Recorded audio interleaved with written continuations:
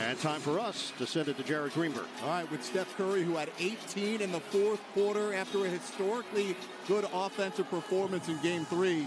How do you explain the way you guys played on the offensive end tonight? It's basketball. I mean, we got a little rush those first 6 minutes, and that set the tone for some ugly offense. Even the open shots didn't really feel like they were in rhythm. But credit to our defense, obviously feeding off our home crowd, that kept us in it. Like, they were under 40% the whole game, below all of their averages, so we had a chance to kind of weather the storm. Otto making big threes to start the fourth quarter.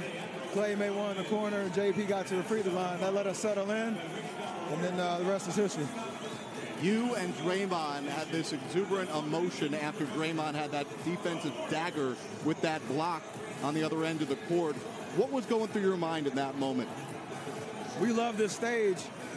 What I can do offensively and blessed to do on that end of the floor, what he does on the defense event is nobody can do that. And you can see how much it matters to get stops down the stretch. He took the challenge. They went it. Jaren Jackson, ISO, tried to get him the ball on the three-point line. He took that challenge, got 2 amazing stops. So that's what we're about, the balance of the offensive and defensive DNA. He leads everything we do on that on the floor, and you love to see that life. Coach Mike Brown is now 12-0 coaching you guys in the playoffs. Is there any conversation to keep him from going to the Kings next season?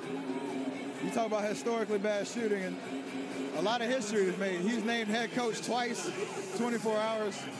I felt like we got traded to the Kings overnight. I don't know how to explain all this. We're obviously happy for him and his next gig, but for him to step up with the last-minute call with Coach Kerr out, so it's what we're about. Coach Kerr and his staff, they all do it together all year long, so I know coaches at home right now are super proud of the way that we performed, the way Coach led the whole staff, so we've had to keep doing it until Coach gets back. Quickly, lastly, I just want to, on behalf of everybody at TNT, thank you for honoring our teammate, Craig Sager. And we know those shoes that you wore for the first 3 quarters will be in much better hands once they get auctioned off on Wednesday on NBA.com. No doubt. I didn't have enough time to wear them, break them in, apparently, but to honor his life, their foundation, his wife, continuing his legacy. That was the print from the last interview that we had back in 2016. So glad that we can celebrate his life and keep his legacy alive. All right, congrats on not getting traded to the Kings. Back to you, Ian. All right, Jared, thanks so much. Steph Curry led the way in the fourth quarter, but the Warriors made their free throws when it mattered most, and they get it done at home. Our producer tonight, Sean Gerchikoff, director Rich Russo, associate director Jonathan Fader, production assistants Keon Grissom and Elizabeth